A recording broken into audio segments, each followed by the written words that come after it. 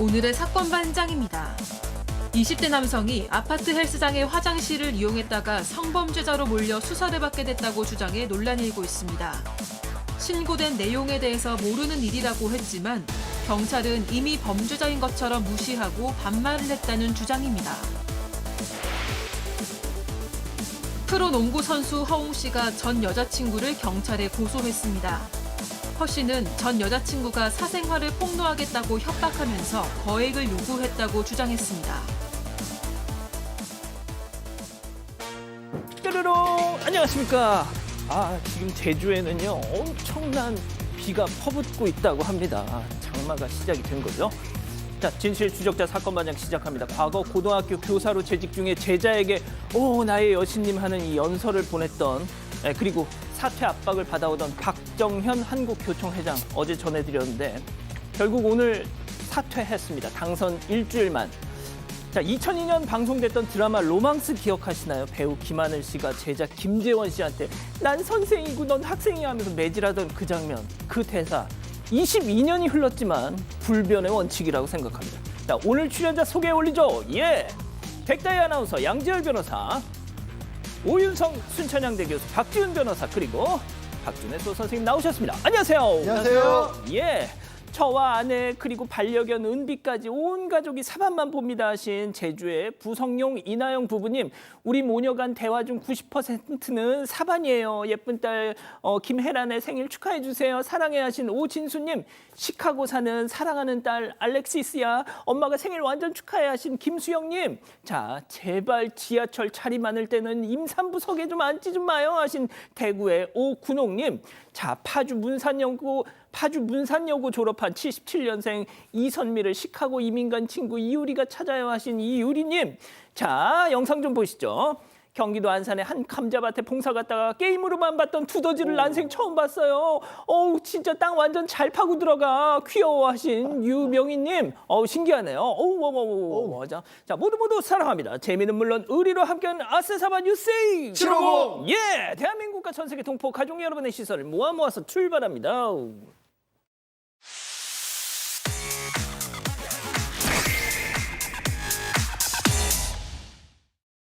첫 번째 달려보죠. 자, 성추행 아니라 연인이다. 자, 제2의 김연아로 불리는 피겨 국가대표 이혜인 선수 올림픽 준비차 해외로 전지훈련을 떠났는데 이성 후배를 미성년자를 성추행했다는 소식이 전해지면서 정말 충격을 안겨주고 있죠. 자, 그런데 오늘 SNS에 입장을 밝혔습니다. 성추행 아니고 전 남친과의 애정 표현이었다. 네, 그렇습니다. 이혜인 전 피겨 국가대표 선수는 지난 5월에 밀라노 올림픽을 대비해서 피겨 국가대표팀 합동으로 이탈리아의 전지훈련을 떠났습니다.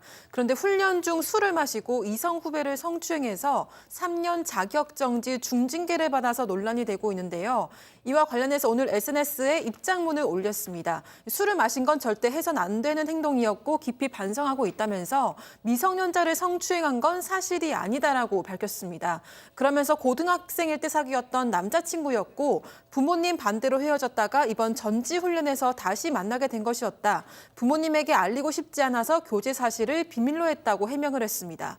빙상연맹에도 교제 사실을 말할 수 없었고 연인 사이에 할 수 있는 애정 표현이라고 생각했는데 이런 오해를 받게 될 거라고는 상상을 못했다. 세상이 무너지는 것 같다라고 덧붙이기도 했습니다. 이혜인 측은 빙상연맹의 징계에 대해서 어제 재심을 청구했고요. 성추행 부분을 적극적으로 소명할 계획이라고 밝혔습니다. 한편 빙상연맹은 이혜인 선수를 스포츠윤리센터에 신고한 상황입니다. 그렇군요. 알겠습니다. 자, 다음 또 이어가죠. 커다란 가방의 싹쓸이입니다. 자, 사방 가족께서 제보해 주신 영상 만나보시죠. 자, 무인 할인점에서 쇼핑 중인 저 손님. 자, 물건을 덥석 집어서요. 크디 큰 쇼핑백에 쏙. 이것도 저것도 저것도 이것도 계속 막 잡히는 대로 다 넣고 있어요. 자, 이 동네 VVIP인가요? 도대체 저 많은 걸 뭐 하려고? 자, 쇼핑백 가득 채웁니다. 자리를 옮겨서 간식 코너로까지 가가지고 아이고 잡히는 대로 다 넣고 있어. 자, 몸집보다도 큰 가방이 빵빵해질 만큼. 자, 이제 계산하셔야지. 어디가? 그렇습니다. 나 실은 도둑이야 하고 나가버립니다. 자, 근데 저 양반이 말이죠. 저 무인 할인점에 무려 5번이나 와서 저 짓을 했다고요. 맞습니다. 경남 양산입니다. 간식이나 문구, 저 자파류를 팔고 있는 무인 할인점인데요. 한 중년 여성, 저 여성입니다. 아주 큰 백을 들고 와가지고 다이어리며 뭐 머리핀, 노트 뭐 등등을 큰 가방에 다 실어 가는 모습 포착이 됐고요. 한 번으로 끝났으면 다행은 아니지만 한 번으로 끝났으면 그만한데 2번, 3번, 4번까지 됩니다. 아이고. 4번 정도 해가지고 피해 금액이 총 45만 원 정도 된다고 하고요. 자, 그러면 좀 그만둬야 되는데 5번째 방문을 합니다. 주인이 가만히 있지 않죠. 않죠. 주인이 갔습니다. 뭐 하는 짓이냐? 계산 안 하고 왜 자꾸 이렇게 하느냐? 왜 오셨냐라고 하니까 그제서야 처음으로 결제를 했고 제보자한테 이런 얘기를 했다고 해요. 뭐라고요? 내 가게에 내가 오는데 뭐가 문제냐? 라는 엉뚱한 소리를 아니, 사장님 앞에서? 예, 엉뚱한 소리를 했다고 하고요. 이 제보자 사장님 입장에서는 경기도 좋지 않은데 이렇게 절도로 매출이 계속 깎이니까 너무 힘들다고 전하기도 했습니다. 자, 사장님이 경찰에 신고를 안 한 것도 아니셨어요. 올 때마다 신고하지만 절도는 계속됐답니다. 도대체 왜? 그러니까 일단 경찰에서도 상황이 심각하다고 봐서 검찰에 구속영장을 신청을 했는데 검찰에서 이걸 기각을 했답니다. 왜냐하면 예. 나이도 많고 정신질환도 있고 그렇게 특별하게 위험해 보이지 않는다라는 겁니다. 그럼 이제 어떻게 해야 하나요? 그러면서 경찰에 올 때마다 신고하는 수밖에 없다 이렇게 제보자분한테 말씀을 하셨다는데 그런 게 어딨어. 아니 24시간 열어놓은 무인 매장인데 그러면 저기를 계속 지키고 있을 수도 없는 상황이라 굉장히 스트레스를 받고 계신다라는 겁니다. 뭐 처벌은 못하더라도 뭔가 문제가 있으면 좀 적극적으로 막을 수 있는 방법은 없는지 이런 행정이 필요하지 않느냐라는 의견입니다. 아유, 참. 알겠습니다. 자, 다음 이어가죠. 한밤의 날벼락입니다. 제보 영상 만나보시죠. 자, 가게 앞에 다가와 돌을 줍는 저 남성. 어머, 안 돼! 말려도 창문을 향해서 콱 던졌습니다. 자, 이번엔 화단에서 또 돌을 쑥 집어들더니 저리 가! 하면서 다시 확 던집니다. 아하, 여성에게 이제 위협까지 해요, 막 지금. 그대로 자, 또 던졌어. 자, 저 인간이 던질 때마다 유리 파편들이 그냥 폭발하시니 와장창창창창창창. 가게는 그야말로 아수라장. 하지만 멈추지 않는 저 남자 또 던집니다. 또 와장창창. 몇 번을 던져 지금. 이거 반복되는 거 아니면 계속 던지는 거야 이거. 자, 식탁과 연기통까지 저렇게 아유, 세상에 진짜 자, 이제 계속 아수라장이 되죠 지금. 자, 두려움에 떨던 여성이 슬쩍 다가가자 이제는 여성한테 이제 발길질까지 저 인간 아니 도대체 저 인간 뭐 하는 인간이에요? 무슨 억하심정에 가게를 그리고 여성을 네, 이 사장과 남성은 사실 일면식도 없는 관계입니다. 이 사장이 아니라 직원에게 감정이 있었던 거였는데요. 제보자인 사장에 따르면 남성과 직원은 친한 형, 동생 사이였습니다. 그런데 약 1년 전쯤에 다투고 나서는 더 이상 연락을 안 한다고 합니다. 그런데 지난 6월 5일 새벽에 이 남성이 술에 취한 채로 가게 앞을 찾아와서는 가게에 돌을 수차례 던지고 간 건데요. 출입문 2개, 유리창 4개, 그리고 테이블과 바닥 일부까지 파손되면서 보름 동안 영업을 하지 못했다고 합니다. 제보자는 경찰에 신고를 했고요. 남성은 제보자에게 사과하면서 모든 피해를 다 보상하겠다고 말했다고 합니다. 자, 박 변호사님. 예. 범인도 곧장 찾았고 바로 해결될 줄 알았는데 아직도 지지부진. 예, 제보자 같은 경우는 보상금만 받는다면 이의 제기하지 않겠다 또 얘기를 했었는데 그래서 유리창 공사한 다음에 남성하고 연락을 취해서 돈을 달라고 하니까 돌연 돈이 없다라고 남성이 얘기를 했다고 합니다. 또 합의금 없으면 합의할 수 없기도 하기 때문에 결국 아직까지 제대로 된 보상을 못 받았다고 하고요. 제보자가 이제 이거 얘기하는 이유 중에 하나가 뭐냐면 단순 손괴죄가 아니죠. 고의적인 악의적인 손괴죄이기 때문에 이런 거는 좀 더 강하게 처벌을 받거나 좀 더 강한 손해배상 청구 가능하지 않나 이런 얘기를 좀 하고 있는 상황입니다. 아, 그렇군요. 좋습니다. 자, 다음 이어가죠. 지긋지긋한 안구 테러입니다. 제보 영상 만나보시죠. 자, 사람들 다니는 길 위에서 아이가 하체를 훤히 저렇게 어머나. 자, 보호자로 보이는 남성이 한 손으로 아이 기저귀를 채워주는데 그 옆으로 막 사람들이 지나가는데도 그러든지 말든지 일단 지훈아 시원하지? 하면서 아이 바지까지 저렇게 마지막으로 딱 입혀줍니다. 지금 이 바지 입혀주네요. 오죽 급하면 저랬을까 싶기도 하고 저걸 굳이 또 저기서 했어야 하나 싶기도 하고 말이죠. 예, 저게 이제 지난 14일 그 저녁에 서울 강서구에 있는 한 그 카페 야외 테라스에서 발생된 일인데요. 이 제보자에 의하면 그 좌석에 앉아 있던 그 아이 아버지가 4살로 추정되는 남자 아이를 아마 이제 저런 식으로 기저귀를 갖다가 가른 것 같습니다. 그래서 이제 저거는 뭐 낮이고 이렇게 하기 때문에 주변에 많은 사람들이 그 유동 인구가 많은 그런 그 장소이기 때문에 한 15명 정도가 저 과정에서 이제 그 아이의 그 어떤 주요 부위 그리고 이제 변 뭐 이런 것들을 갖다 봤다라고 하는데 아이고야. 사실 저게 어떻게 보면 말이죠. 뭐 네. 이전에는 뭐 기저귀 갈아주고 특히 이제 남자아이고 이러기 때문에 그런 것들이 문제가 안 됐을 수도 있습니다. 그런데 지금은 이제 세상은 늘 변화를 하고 있거든요. 그럼 이전하고 달라진 게 뭐냐? 이전에는 없었는데 요즘에는 화장실 가면 아이 기저귀 갈아주는 공간이 있잖아요. 맞아요. 그 정도로 이제 우리 한국 사회가 점차적으로 이제 이전에 비해서는 많이 문명화되고 있는데 아직 그 저 남성 같은 경우는 그것에 대해서 잘 인식을 하지 못하고 있는 것 같은데 주위 사람들도 좀 의식을 할 필요가 있다라고 봅니다. 그러니까 말이죠. 자, 이번에도 제보해 주신 영상 만나보시죠. 자, 이곳은 열차 아닌데요. 마주보고 앉아있는 승객들 사이로 발 한자로 조기 턱 저렇게 올라와 있습니다. 남들이 앉는 좌석에도 손잡이에도 맨족을 뻗어서 얹어놓고 편안하게 저렇게 쉬고 있다는 건데요. 진짜 이 족 이것 좀 올리지 말자고 탑안에서 연중 캠페인으로 진짜 진행해 볼까 생각 중입니다. 저 모습은 어제 오후에 부경천에서 동대구로 가는 열차 안에서 찍힌 모자라고 합니다. 어머니 아들인데 뭐 사이가 얼마나 좋은지는 모르겠습니다만 의자에 앉더니 돌려서 마주보고 앉아서 서로 상대방 쪽에 맨발을 올려놨던 거예요. 맨발을 올리고 지금 보신 것처럼 그냥 의자에만 올린 게 아니라 손잡이했던 맨발을 지압을 지금 하는 그런 모습인데. 아, 지압 중이구나. 야, 저렇게까지 해가면 다음에 저 사실을 모르고 저기 손잡이를 잡으시는 분들은 어떡하란 말이죠. 다음에 앉은 사람은 폭탄. 손바닥에 무좀 걸리면 어떡해요. 그래서 이걸 또 항의를 했는데 영무원분이 딱히 뭐 조치는 취하지 않고 와서 보고 와서 안내 방송으로 하지 말라라고 경고 방송만 했다라고 하는데 좀 더 적극적으로 어떻게 할 수 있는 방법 없냐고. 안내 방송 하더라도 그게 자기들 보고 한 소리인지 몰라요. 그러겠죠. 저런 정도의 생각이 없으신 분들이라면. 예. 그러니까 말이죠. 알겠습니다. 자, 마지막 사연으로 가보죠. 그리움만 쌓이네. 이거 약간 노래 가사 같은데 말이죠. 네, 20대 중반 커플의 사연입니다. 사연자는 직장인이고 동갑인 남자친구는 대학교 4학년으로 취업 준비를 하느라 바쁜 상황인데요. 사연자도 직장인로 시간 내기가 어렵습니다. 그나마 괜찮은 날에 만날 때면 남자친구가 학교와 관련한 일이 생겨서 자주 취소했다고 합니다. 그러다가 최근 오랜만에 시간이 맞아서 제주도로 여행을 가기로 했는데요. 비행기 표부터 숙소까지 다 예약을 해뒀는데 여행 가기 직전에 남자친구가 돌연 갑자기 학교에 중요한 일이 생겼다고 못 간다고 한 겁니다. 참다 못한 사연자가 취업 준비나 학교 일로 약속이 취소되는 게 서운하다고 털어놨더니 도리어 남자친구는 얼른 취업해서 맛있는 것도 사주고 싶고 그래서 열심히 하는 건데 왜 내 마음을 몰라주냐고 화내고 또 서운해했다고 합니다. 사연자는 앞으로 남자친구가 취업하기까지 적어도 1년은 더 걸릴 텐데 그 기간을 참을 수 있을지 의문이라고 합니다.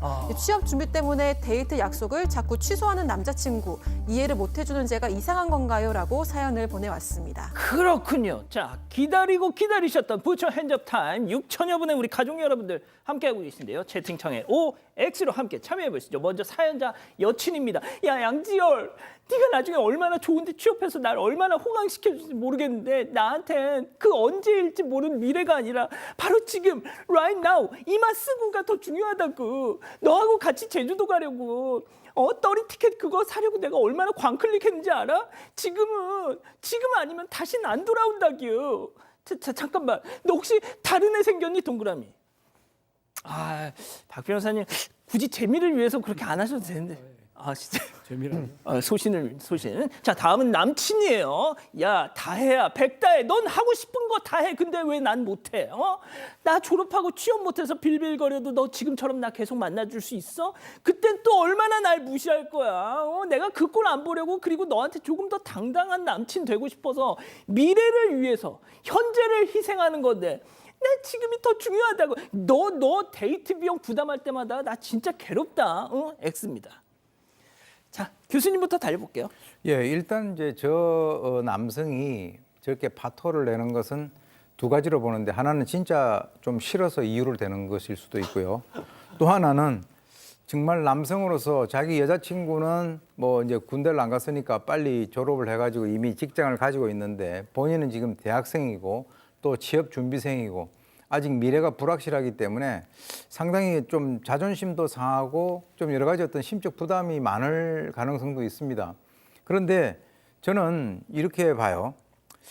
사실 뭐 앞으로 적어도 1년 이상 걸릴 텐데 내가 참을 수 있을런지 모르겠다라고 본인이 만약에 생각을 하시면 그렇게 얘기를 하고 헤어지시는 것도 괜찮고, 그렇지 않으면 사실 결혼을 하고 난 이후에도 남편이 어려운 상황에 부딪힐 수 있는 그런 그 여러 가지 어떤 기회들이 있을 텐데 그때는 1년이 아니고 3년도 옆에서 아내로서 격려해주고 기다려야 될 때가 있습니다. 그래서 저는 이 그 여성의 입장에 동의를 하지 않았습니다. 그렇군요. 자, 김벤치님, 이런 것도 뉴스라고 한심하다. 나가주세요. 안 보셔도 됩니다. 저희 3년째 계속 이러고 있어요. 자, 양 변호사님. 일단 저는 지금 저 이 사연이 잘 이해가 안 가요. 이 사연을 보내신 분이 본인도 지금 동갑내기면 취업하신 지 얼마 안 됐고 요즘 젊은이들이 취업하기 어렵다라는 얘기를 늘 뉴스 나오고 본인도 직접 겪었을 텐데 게다가 한 1년 정도의 시간을 못 기다린다? 이게 다른 걸 의심하는 상황은 아닌 것 같거든요. 이 사연에 보면은. 그래서 뭐가 그렇게 급하신 건지 좀 잘 이해가 안 가는 상황입니다. 혹시 진짜 궁금하신 건 혹시 남자친구가 다른데 한눈 팔고 있는 거 아닐까요를 물어보신 거라면 저희도 이 정도 상황만으로는 알 수는 없죠. 하지만 진짜 취업 준비 때문이라면 이해해 주셨으면 좋겠습니다. 그렇군요. 자, 박 변호사님. 자, 이제 두 가지가 사실 좀 걸려요. 뭐 두 분 말씀 충분히 그래 될 수 있고 또 직장 준비하고 있고 취준생이라면 충분히 이해되는데 딱 두 가지입니다. 하필이면 전날에 취소를 한 거거든요. 전날. 또 전날에 학교에 뭐 중요한 일이 있다? 4학년이요? 정말입니까? 저는 그런 부분이 좀 이상한 거예요. 와, 진짜 예리하다. 좋아요. 뭐 그럴 수 있고 충분히 그럴 수 있는데 그 부분을 한번 좀 아마 의심하기 때문에 이런 제보를 보냈던 것 같아요. 솔직히 4학년 네. 졸업반 4학년 교수님 안 찾아요. 미안하지만 절대 안 찾습니다. 요즘 요 부분을 확인해야 되기 때문에 박 변호사, 네. 박 변호사 우리 졸업할 때랑 지금 분위기가 달라요. 그렇다면 취업 분위기가요. 비정규직 첫 직장을 비정규직으로 가는 게 47%나 됩니다. 절반 가까이가 정규직 취업을 못 해요. 비상사태입니다. 지금 국가적인. 그렇다면 이 여자친구가 명확하게 이해할 수 있도록 설명을 해야 됩니다. 여자친구가 본인도 취업을 겪어봤으면 아니요. 여자친구가 먼저 이해를 전날 해야지. 제주도 티켓이 자, 얼마인데요? 오윤성 교수님 머리 위에 말풍선 하나 그려주실 수 있나요? 야, 니들은 집에 삼촌도 없냐? 예, 뭐. 자, 좋습니다. 그 정도로 정리하고요. 자, 백다희 아나운서 아까 무슨 동그라미도 아니고 X도 아니고 이상한 거 든 것 같은데? 저는 사실 세모인데요. 두 사람 서로 다게 마음이 사실 커 보이지가 않아서 선택을 못했어요. 왜냐하면은 아까 박 변호사님이 이야기하신 것처럼 전날에 이렇게 취소를 했다는 게 조금 저도 마음에 걸리면서도 오윤성 교수님 말씀대로 결혼하면 또 서로 더 옆을 지켜줘야 되는 순간도 있는데 그런 면에서는 또 남자친구 편을 들게 되고 그래서 네, 세모를 아무튼 우리 했습니다. 가족 여러분들은요? 지금 그 채팅창에서 엉뚱한 얘기만 하시는 것 같은데? 네, 가족 여러분들은요. 다른 사람님 1년 동안 저러면 지칠 것 같아요라고 하셨습니다. 네로마블님은 버티지 못하겠고 다른 생각이 들면 빨리 헤어져야죠라고 하셨습니다. 그렇군요. 자, 사반 제보 메일과 제보 카톡에서 많은 사연과 제보 기다리고 있습니다. 인천 소무이도에서 카페를 하신다는 김은희님 보고 계시죠? 지난해 이맘때 낚싯바늘에 찔려서 절뚝이는 저 갈매기 한 마리를 보셨답니다. 과자로 유인을 해서 저렇게 낚싯바늘을 떼어내 주셨대요. 자, 그런데 요 며칠 전부터 눈에 익은 갈매기 한 마리가 다시 카페를 온답니다. 혹시나 하고 봤더니 세상에 그 녀석이더란 거죠. 와, 이름도 지어주셨대요. 좋은 날, 은나라 하고 부르면 저 멀리에서도 알아듣고 카페로 날아온다고 합니다. 제가 여쭤봤죠. 혹시 뭐 물고 오지 않았나요? 박씨 같은 거? 비닐 쓰레기를 물어다 주더랍니다.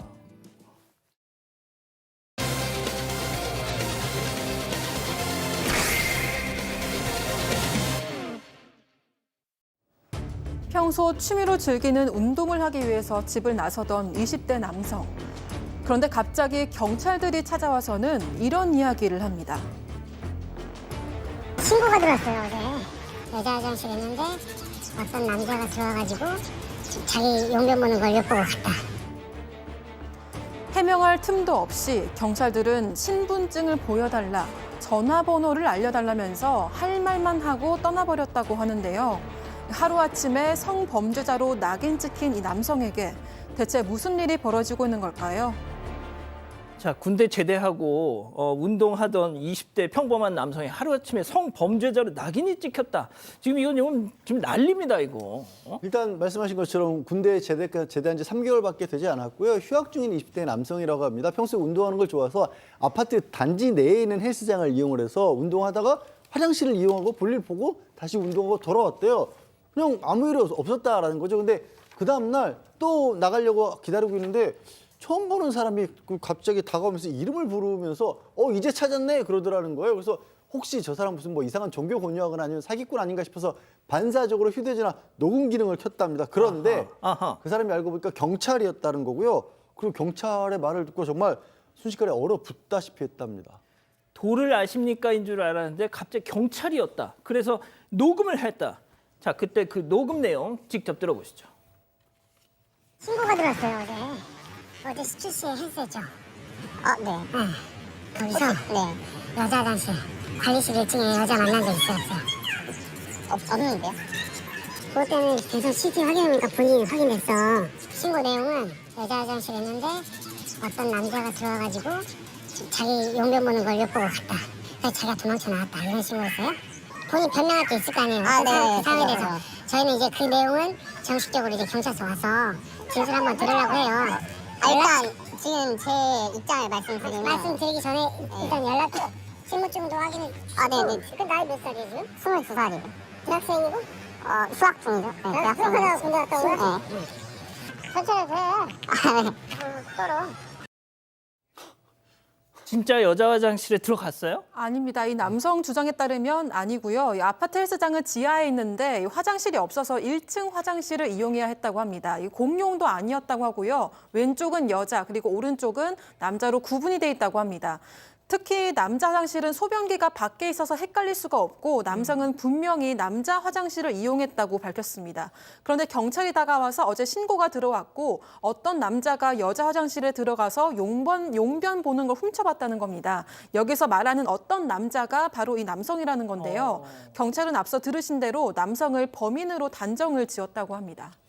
자, 교수님. 근데 뭐 지금 우리 가족 여러분들도 공의하시는 말씀이 아까 그 경찰분의 그 어투 뭔가 좀 짧은 거. 예?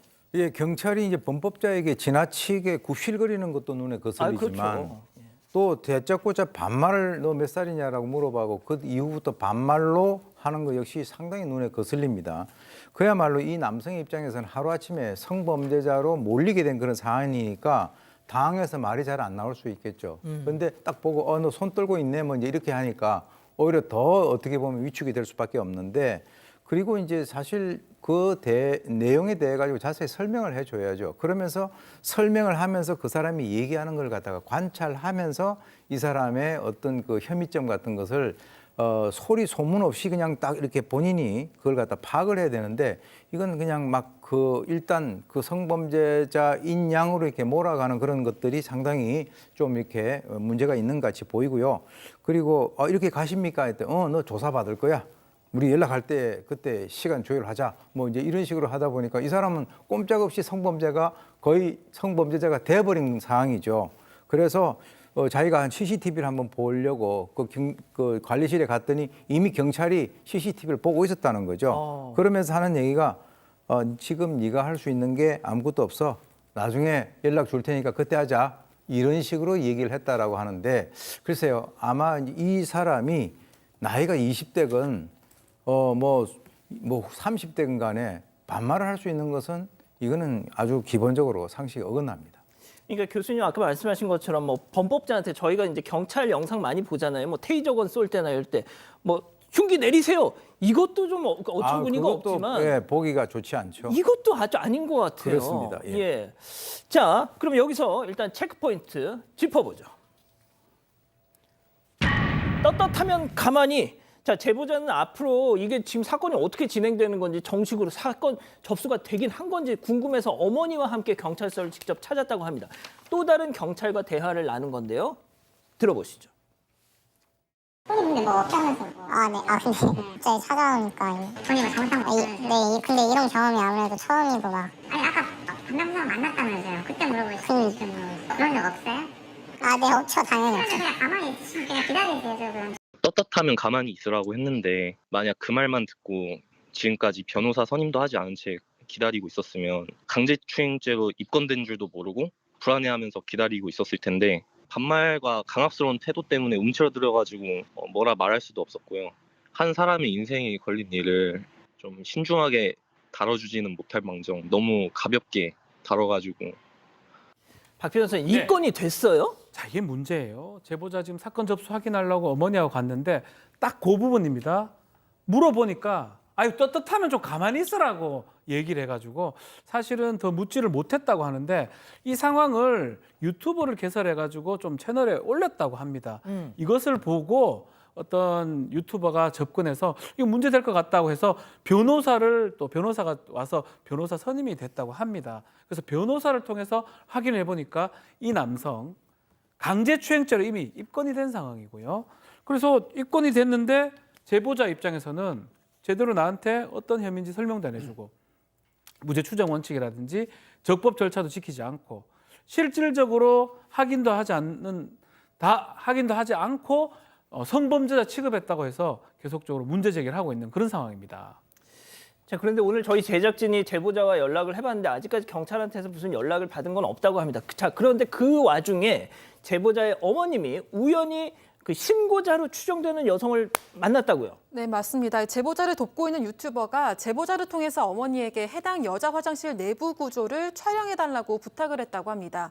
그런데 이 어머니가 촬영을 할 때 바로 앞에서 신고자로 추정되는 여성을 우연히 만났다고 하는데요. 이 어머니는 여성과의 대화를 녹음했는데 앞서 경찰에 신고받았다고 전한 내용과는 달랐다고 합니다.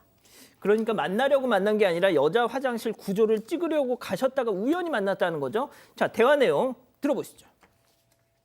남자가 뒤따라온 거야. 뒤따라서? 똑똑해요. 남편인 문을 열어줬어. 근데 남편인 줄 알고 열었는데 왜 남자야. 바지를 내리고 가드를 내렸어요.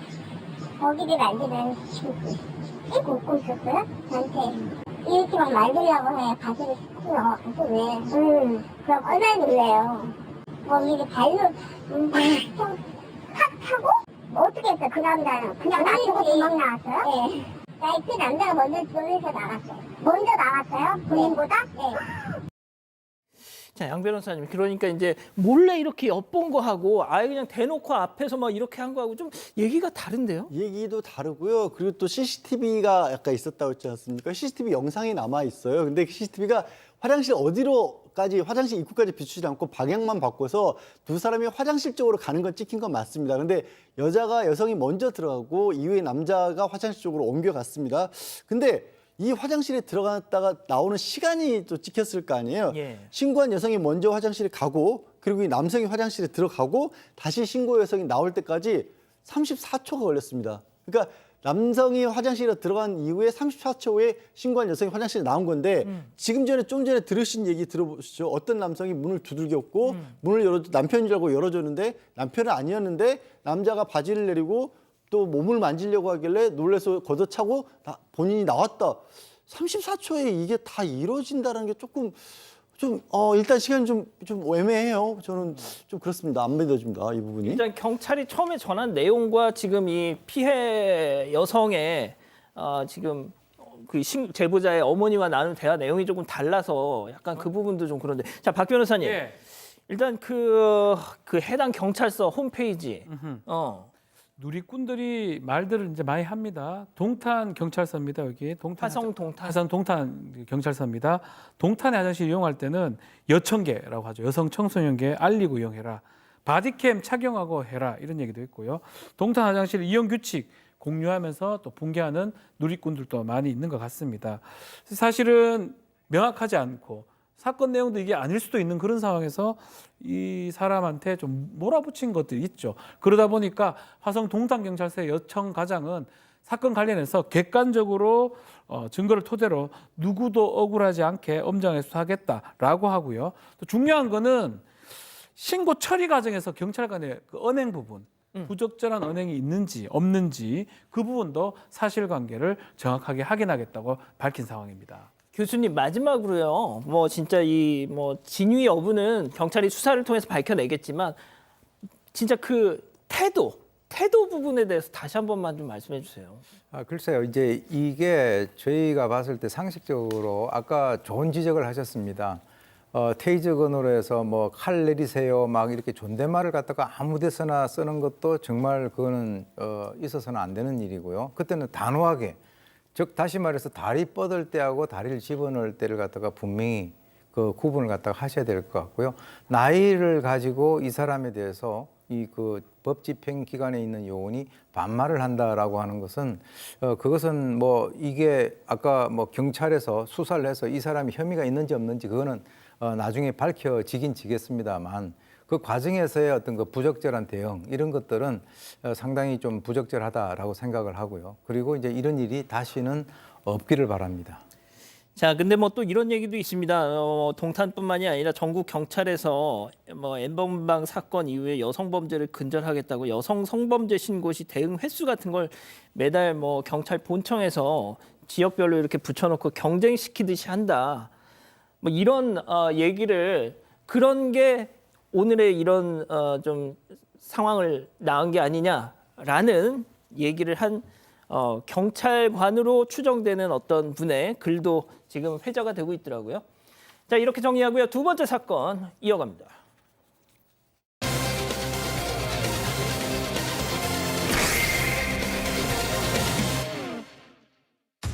프로농구 선수 허웅 씨가 전 여자친구를 경찰에 고소했습니다.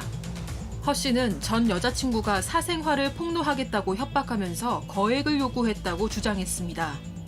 무슨 일이 있었던 건지 알아봅니다. 오늘 하루 종일 난리예요. 네, 이 허재전 남자농구 국가대표 감독은 슬하에 2명의 아들을 두고 있습니다. 아들 2명 모두 프로농구 선수인데요. 장남인 허웅 씨는 부산 KCC 이지스에서 또 동생 허운 씨는 수원 KT 소속입니다. 올스타 팬투표에서 각각 1위와 2위를 차지할 정도로 큰 팬덤을 보유하고 있는데요. 그런데 허웅 씨가 전 여자친구를 공갈 미수, 협박 등의 혐의로 경찰에 고소하는 일이 벌어진 겁니다. 자, 양 변호사님. 그 허웅 씨 측이 어제 고소장을 냈잖아요. 네. 보니까 뭐 꽤 오래 만난 사이더라고요. 일단 허웅 씨의 입장입니다. 허웅 씨에 따르면 2018년에 지인 소개로 소개받은 지금 상대의 전 여자친구를 2018년 12월부터 교제를 시작했고 2021년까지 한 3년 가까이 만났고 교제 기간 동안에 2번을 임신을 했다라고 합니다. 일단 주장입니다만 처음에 2019년에 아이를 갖게 된 걸 알았을 때는 허웅 씨 같은 경우는 아이 책임지고 결혼까지 하자라고 했답니다. 근데 그때 당시 여자친구는 결혼 먼저 하고 혼전 임신 싫으니까 결혼 먼저 하고 나중에 아이를 갖자 그래서 그때는 이제 중절을 했다라고 하고요. 또 여러 번 또 만나고 헤어지고 일이 반복되다가 2021년 5월에 두 번째로 또 아이가 생겼다라고 해요. 그때도 허웅 씨는 이 아이를 책임지겠으니까 아이를 낳자라고 했었는데 그때 여자친구도 출산을 하기 전에 결혼부터 먼저 하자라고 했답니다. 근데 결혼을 먼저 하는 게 맞느냐를 가지고 서로 이해관계가 서로 생각이 좀 달라서 그때부터 이제 문제가 시작됐다라고 허웅 씨는 주장하고 있습니다. 자, 허웅 씨 여자친구 전 여친이 2번째 임신을 했을 때도 출산해라 책임질게 했다는 거죠. 자, 그런데 결혼에 대해서는 고민을 좀 해봐야 할 것 같다. 애를 낳아도 책임은 지겠지만 결혼은 좀 고민하자. 뭐 이 내용이 말이죠. 허웅 씨 측이 언론에 배포한 보도자료에 있는 내용이었는데 이게 이 부분 때문에 여론의 반응이 확 갈렸었습니다. 자, 그런데 변호인은 이 부분 해명, 정정했는데요. 들어보시죠. 임신 사실을 확인하고 나서 결혼하자 이야기를 했었고 가해자 측에서도 그래 우리 그럼 결혼하자 이렇게 이야기를 했었어요. 부모님 양가 부모님들한테 인사를 드리고 결혼 문제에 관해서 이렇게 서로 의논을 드렸었어요. 근데 그 과정에서 둘 사이에 이렇게 분쟁이 생겼었고요. 가해자 측에서는 나 그러면은 낙태할 테니까 3억 갖고 와. 3억 싸게 친 거야. 이런 식으로 진행이 돼서 이런 파국이 맞이한 것 같습니다. 자, 그러니까 다시 정리하면 결혼은 또 하려고 했다는 건가요? 예, 그렇습니다. 이 허웅 씨 측 그 입장문을 그 공유한 한 온라인 커뮤니티 게시물에는 미혼모나 사생아 인식이 별로 좋은 것도 아닌데 책임지려면 결혼이 필수 아니냐? 그래서 결혼할 생각이 없는데 왜 애를 낳으려고 했느냐 이렇게 비판적인 댓글들이 많이 달렸습니다. 그런데 이제 조금 전에 지금 나왔습니다만 허웅 씨 그 변호인 측에서는 우리 제작진에게 보도 자료에서 허웅이 결혼을 좀 더 고민해보자라고 얘기를 했다는 그 부분이 사실은 그 뉘앙스 상으로는 사실관계가 좀 약간 그 잘못됐다. 그래서 이 허웅 씨 측에서는 임신했을 때마다 결혼을 하려고 했었다라고 이렇게 입장을 밝혔습니다. 그리고 두 번째 임신했을 때도 이 허웅 씨는 결혼을 하자라고 이렇게 했는데 그래서 그 당시에 두 번째 임신을 했을 때 전 여친도 마찬가지로 결혼을 갖다 하려고 했는데 지금 조금 전에 나온 양가에 알리는 그 과정에서 여러 가지 갈등이 생겼고 여기에 결혼이 무산됐다라고 하는데 만약에 이 말이 사실이라고 한다면 서로 간에 어떤 그 감정이 많이 상했다. 그래서 3억이라고 하는 얘기도 나온 것이다. 뭐 이런 주장으로 해석이 됩니다. 왜 허웅 씨 측 입장만 지금 계속 전하느냐 이런 말씀 하실 수도 있을 것 같은데 저희가 뭐 다시 한번 말씀드리겠지만 전 여자친구 쪽에도 이 입장을 듣기 위해서 저희가 계속 오늘 하루 종일 연락을 했는데 콜백이 없었습니다. 일단 먼저 말씀드리고요. 자, 뭐 들으신 것처럼 허웅 씨 변호인 주장에 따르면 결혼이 무산된 이후부터 갑자기 전 여자친구 태도가 확 바뀌었다. 돈을 내놓으라면서 어마무시한 협박이 시작됐다. 체크포인트 짚어보죠. 나락가게 해줄게. 네, 허웅식 측 변호인의 주장에 따르면요. 전 여자친구는 임신 중절 수술을 하겠다며 3억을 요구하면서 안 보내면 모든 걸 다 바쳐서 나락가게 해줄게 등의 발언을 했습니다. 요구를 들어주지 않을 경우 사생활을 언론, 유튜브, 소속 구단 등의 통해서 폭로하겠다고 협박했다고 했습니다. 전 여자친구는 문자로 돈을 보낸 날짜를 언급하면서 안 보내면 파국이 뭔지 보여줄 거야 라고 이야기하기도 했고 허웅 씨가 돈이 있어야 보내지 일단 돈 구할 시간을 줘야 될 거 아니야 라고 하니까 동생에게 빌려라고 하기도 했다고 합니다. 허웅 씨가 동생이 3억이 어디 있다는 거냐라고 하니까요. 전 여자친구는 너 죽고 나 죽자 이런 단문을 보내왔다고 주장했습니다. 동생도 농구 국가대표잖아요. 네, 맞습니다. 하지만 이후 두 사람은 주변 도움으로 화해를 했고요. 합의하에 두 번째 중절 수술을 진행했다고 합니다. 허웅 측 변호인 주장에 따르면 두 번째 중절 수술 이후에도 책임감에 평생을 함께 하려고 했지만 날로 심해지는 협박 등의 갈등을 계속 겪다가 2021년 12월쯤에 최종적으로 결별을 했다고 전했습니다. 자, 그런데 결별 이후도 문제였다는 거 아닙니까? 자, 이제 허웅 씨 변호인 측 주장입니다. 결별 이후에 허웅 씨가 있는 곳에 자해를 하고 사진을 찍으면서 자해 사진 찍어서 보이기도 하고요. 스토킹도 하고 또 이 소속사 엔터테인먼트의 임신 중절, 자해 상처, 정신질환 등등의 또 불임 가능성 이 다 허웅 때문에 그렇게 되는 것이다라고 문자 메시지를 보냈다고 합니다. 더욱이 좀 문제가 되는 게 지난 2월인데요. 여자친구가 이 하얀 가루를 이제 코에 묻힌 상태에서 찾아오기도 했고. 하얀 가루. 예. 그래서 허웅 씨 입장에서는 이게 마약류가 아닌가 그래서 마약류 관리법 위반으로 고발도 했다고 합니다. 일단은 허웅 씨 측은 오랜 시간 고통을 받았고 더 이상 견딜 수 없기 때문에 법적인 책임을 묻고자 이렇게 결정했고 조사에 적극적으로 협조할 계획이라고 입장을 밝힌 상황입니다. 자, 교수님이 이제 타 매체 보도된 전 여자친구분의 그 입장을 좀 소개를 해주셔야 되겠네요. 예. 이 두 사람이 지난 19일에 그 통한 내용이 한 매체를 통해서 공개가 됐습니다. 그런데 전 여자친구가 허웅 씨가 호텔에서 자신을 갖다가 폭행해서 치아가 파절됐다, 이빨이 부러졌다 이렇게 주장을 했고요. 그리고 이제 허웅 씨가 발목을 잡지 말라 그러면서 임신 중절을 시켰다라고 또 주장을 했습니다. 또 이 허웅 씨가 자신을 때려서 손목을 다쳐서 치료비까지 받은 적이 있다라고 주장을 했는데 여기에 대해서 이제 상당히 공방이 아주 치열한데요. 이 변호인 측, 즉 허웅 씨 변호인 측 주장에 의하면 이 주장은 사실이 아니고 자기는 폭행한 사실이 없다. 그래서 참 회복 불가능한 그런 상황으로 치닫고 있는 것으로 보입니다. 예, 뭐 계속 이렇게 양측 주장이 엇갈리는데 뭐 또 그 빅뱅의 멤버 승리 전 뭐 여자친구와 열애설이 났다 이 와중에 말이죠. 그래가지고 또 그거는 또 그거대로 또 하루 종일 난리였는데 앞서 말씀드린 것처럼 저희가 허웅 씨 전 여친에게 이 고소권에 대한 입장을 듣기 위해서 여러 차례 전화를 하고 문자도 남기고 했는데 연락이 닿진 않았습니다. 오진 않았어요. 만약에 반박하고 싶은 부분이 있으시면 저희한테 꼭 좀 연락을 주시죠. 자, 이렇게 정리하고요. 사건연구소 이어갑니다.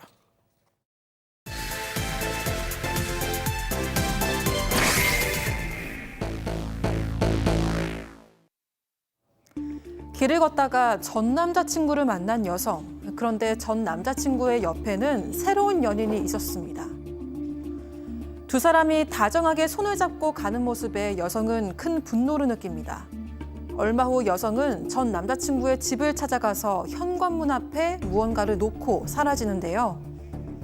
오늘 사건 연구소의 키워드는 수상한 종이 가방입니다. 자, 양 변호사님 2016년 사건이네요. 네, 그렇습니다. 부산에 살던 50대 여성 양모 씨입니다. 또래인 남자친구를 사귀다가 굉장히 깊게 사귀어서 이제 집안 살림까지 도맡아 할 정도로까지 사귀었는데 또 헤어지고 말았다라고 하네요. 근데 그럴 수 있는데 1년 후쯤에 남자친구는 다른 여성과 교제를 시작하고 동거를 하고 됐답니다. 그리고 이 50대 양 씨가 두 사람이 손을 잡고 다정하게 걸어가는 모습을 우연히 봤는데 그때 이제 본인으로서는 참을 수 없는 분노를 느꼈다라는 거예요. 그래서 이 전 남자친구에게 협박성 문자도 한 20여 통 보냈다라고 하고요. 그럼에도 불구하고 그냥 두 사람이 계속 교제를 하니까 겁을 줘서 이 두 사람을 헤어지게 만들어야겠다라고 생각하고 전 남자친구 집 옥상에 있는 그 화분에 농약을 몰래 뿌렸다라고 하네요. 날 버리고 새 여자를 만나? 그래서 농약을 뿌렸는데 그러든지 말든지 아무 반응이 없어. 그러자 두 사람을 살해하기로 결심을 합니다. 지난 2016년 3월 11일 양 씨는 맥주를 사들고 전 남자친구의 집 인근 폐가로 갔습니다. 그리고 그곳에서 미리 준비한 농약을 꺼내서 맥주 페트병에 몰래 넣은 뒤 종이 가방에 넣었는데요. 그리고 평소 전 남자친구가 좋아했던 쥐포튀김, 블루베리, 거봉포도 이런 것도 함께 뒀다고 합니다. 그런데 치밀한 계획은 이게 끝이 아니었습니다. 전 남자친구가 장애가 있다는 점을 이용해서 종이 가방에 장애인 협회 스티커까지 붙여뒀다고 하는데요. 이 협회에서 전 남자친구에게 물건을 보냈다고 오해하도록 만든 겁니다. 양 씨는 농약 맥주가 든 종이 가방을 집 현관문 앞에 두고 조용히 사라졌습니다. 자, 전 남자친구와 새 여친에게 농약 탄 맥주를 먹여서 살해를 시도했던 건데 통했을까요?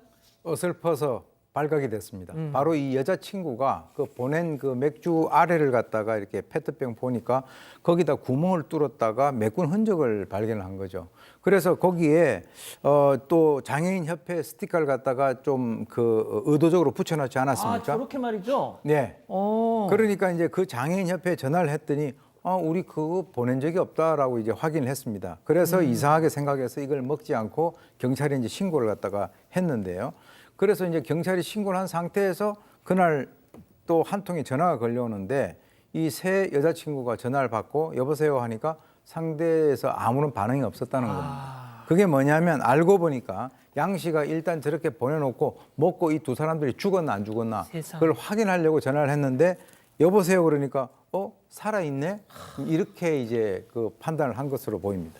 자, 1차 시도 실패, 2차 시도 실패. 여기서 멈췄어야죠. 안 멈춥니다. 이제 더 확실하게 좀 하려고 앞서 사용했던 농약보다 더 독성이 강한 농약을 구매를 했다고 하고요.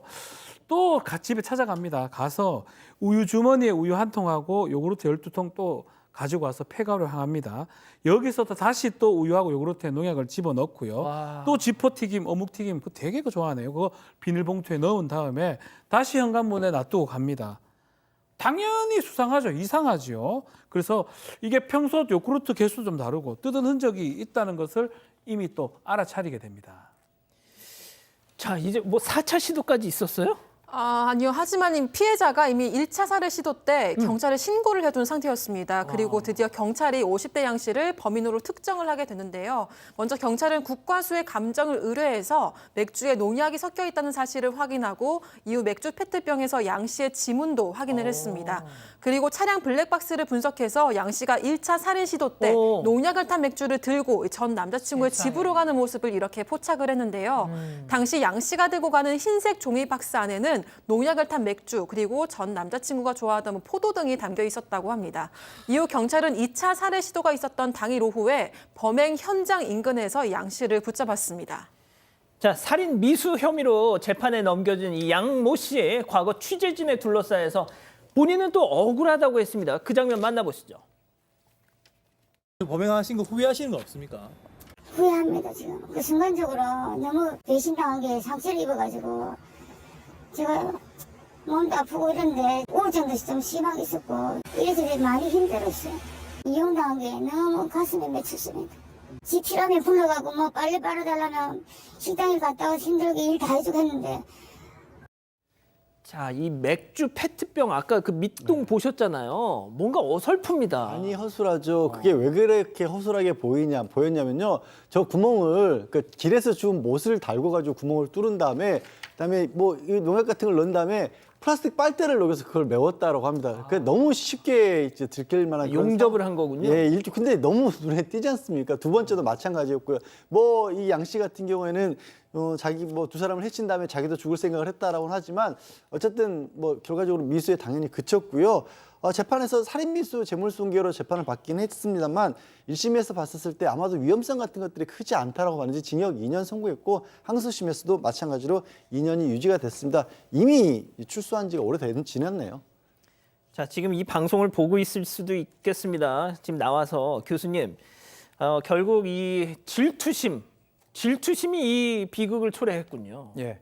이 세상에 반은 남자고 반은 여자인데 사실 이 그 질투에 눈이 멀면 지금 저런 판단을 갖다 할 수밖에 없는데 집착을 갖다가 하지 않았으면 저 생각이 들고요. 사실 이 사건 같은 경우는 그 당시에 있었던 상주라든가 청송에서 일어났던 농약 살인을 갖다가 모방한 그런 사건인데 실제로 아마 이제 이것이 좀 미리 잡히지 않았더라면 저 두 사람이 사망을 했을 또 살해당했을 그럴 가능성이 상당히 높아 보이는데 뭐 결과적으로 그럴 가능성이 높지만은 일단 이게 살인 미수이기 때문에 살인과 연관해서 이거는 감경할 수 있다라고 재판부에서 판단을 해서 2년을 선고한 것으로 보입니다.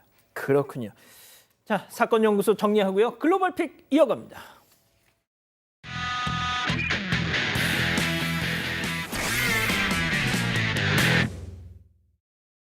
중국입니다. 한 남성이 의자에 편하게 누워서 일광욕을 즐기는 사이 숲에 놀러 갔던 강아지가 입에 나뭇가지를 물고 돌아오는데요. 어허. 마치 주인에게 주는 선물이라는 듯이 조심스럽게 들고 와서 옆에 턱하고 내려놓습니다. 얼른 확인해달라면서 주위를 빙빙 도는데 주변에 뭔가 날아다니죠. 이게 뭐지? 그제서야 선물을 확인한 주인은 혼비백산해서 얼굴을 감싸고 도망칩니다. 그게 뭔데요? 근데 이게 잠시 후 강아지가 옆에 앉아 있는데 어딘가 시무룩해 보이죠? 알고 보니 주인 한쪽 눈두덩이가 아주 퉁퉁 부어버렸습니다. 제대로 눈을 뜨지 못할 정도인데 딱 봐도 엄청 아파 보입니다. 바로 녀석이 가져온 게 이 선물인데 나뭇가지 끝에 말벌 둥지가 달려 있었던 건데요. 물론 위험한 줄 모르고 가져왔겠지만 말벌들이 성이 나서 보호자를 공격하고 말았던 겁니다. 이게 약간 다른 계략이 숨은 것을 살해하려고 했던 거 사실 아닌가요? 강아지가 숲에 갔다가 이렇게 선물을 가져다 준 게 처음이 아니라고 합니다. 주인도 이게 강아지의 마음을 잘 알고 있으니까 그렇게 심하게 혼내지는 않았다고 하고요. 미안해서 계속 눈치를 보는 모습이 짠하면서도 너무 귀엽기 때문이겠죠. 아, 충격적. 자, 필리핀으로 가보시죠. 자, 어디선가 경적이 빵빵하고 들리죠? 이곳은 주택가 사이로 기차가 지나가는 곳입니다. 자, 선로가 도로를 교차해 가로지고 있습니다. 자, 그리고 잠시 후에 안 돼! 3륜차 한 대가 길을 하지 마! 달려옵니다. 그런데 하필 선로에 딱 멈춰섰습니다. 걸렸어. 아마 기차인 걸 몰랐던 모양이에요. 뒤늦게 경적을 듣고 이제 서둘러 후진을 시작을 합니다. 자, 차를 돌려 선로에서 빠져나오는 건 성공했지만 아직 너무 바짝 붙어 있잖아요. 네. 그리고 근데 결국 기차가 달려서 옆을 쿵 받고 지나갑니다. 충격에 차량은 순식간에 뒤집어지고 타고 있던 사람들도 모두 숨겨져 나와 바닥에 쓰러졌습니다. 혹시 이거 좀 괜찮을까요? 자, 운전자와 승객도 모두 병원으로 이송돼 치료를 받고 있다고 하는데요. 아니 근데 저렇게 선로가 마을 한복판에 있는데 어떻게 차단기 하나가 없을까요? 문제 있어 보인다. 미국으로 가보시죠. 자, 배달기사가 흉만에 소포를 배달하러 온 겁니다. 이걸 확인하러 온 집주인과 인사까지 나누고 돌아서는데요. 왜 저래? 기사의 몸이 뻣뻣하게 굳어진 애 땅바닥으로 픽하고 맥없이 쓰러집니다. 놀란 집주인이 다급히 달려가 상태를 살펴보는데요. 왜요? 자, 기사는 의식이 없고 숨도 쉬지 않았다고 합니다. 갑자기 심정지가 온 것이었습니다. 어머나. 집주인은 즉시 응급구조대에 신고를 했고요. 그때 집으로 가던 또 다른 남성이 자, 보세요. 누워있는 기사를 발견하고 달려오기 시작합니다. 남성은 심폐소생술을 할 줄 알았는데 기도를 확보하고 응급처치를 실시했습니다. 그리고 맥박이 돌아왔고 이들의 신속한 대처 덕분에 기사는 병원으로 옮겨져 건강을 회복했다고 합니다. 아, 천만다행입니다. 자, 공교롭게 기사를 살린 두 사람 모두 원래는 집을 비울 예정이었다고 하는데 우연한 계기로 집에 머무르게 됐고 당시 상황을 맞닥뜨린 겁니다. 다음은 최근 온라인에서 화제가 되고 있는 영상 함께 보시죠. 한 남성이 집을 나오더니 빠르게 계단을 내려갑니다. 그 뒤로 셔츠를 입은 남성도 바로 뛰쳐나와서 따라가는데요. 남성이 들고 있는 건 다름 아닌 커다란 프라이팬입니다. 이리저리 마구 휘두르면서 뒤쫓아가죠. 잠시 후 쫓기던 남성이 머리를 부여잡은 채 현관문 쪽으로 불이 나게 달려가는데요.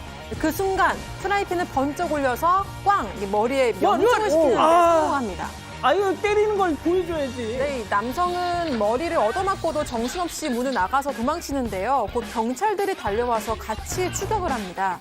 쫓기던 남성은 도둑, 쫓던 남성은 집주인이었는데요. 도둑이 침입했다는 걸 알게 된 집주인이 급하게 무기를 찾았는데 그때 눈에 띈 게 저 크고 무거운 프라이팬이었다고 합니다. 저 흉기입니다, 흉기. 네, 어찌나 세게 내리쳤는지 가장자리가 움푹 찌그러져 버렸는데요. 세상에. 집주인의 용기 있는 행동 덕분에 도둑은 붙잡혔고 가족들도 무사했다고 합니다. 인도로 가보시죠.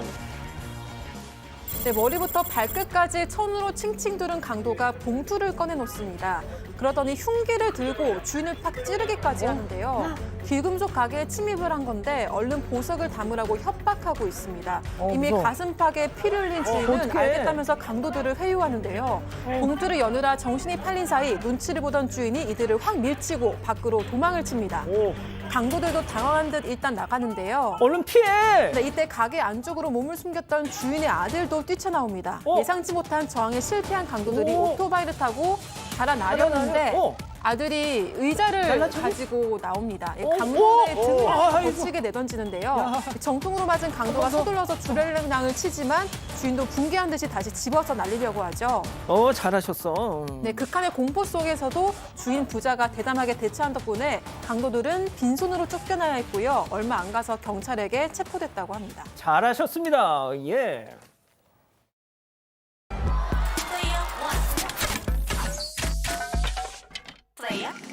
피부층을 보고 계획하고 정확하게 타겟팅.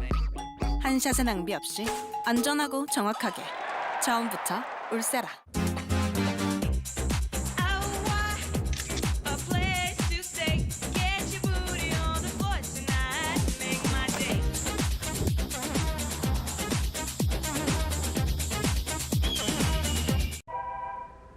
안마가 끝났습니다.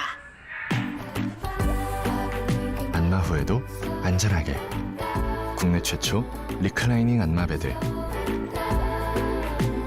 코웨이 비넥스. 손발톱 무좀이다. 바르지오 네일 라카. 매일 바르기 귀찮다. 바르지오 원스. 증상이 다양하다. 바르지오 모두 크림. 어떤 무좀도 다 바르지오. 사랑하는 사건반장 가족 여러분, 시원한 밤 보내시고요. 저희는 내일도 사반 750 저녁 7시 50분에 다시 옵니다. 안녕히 계십시오.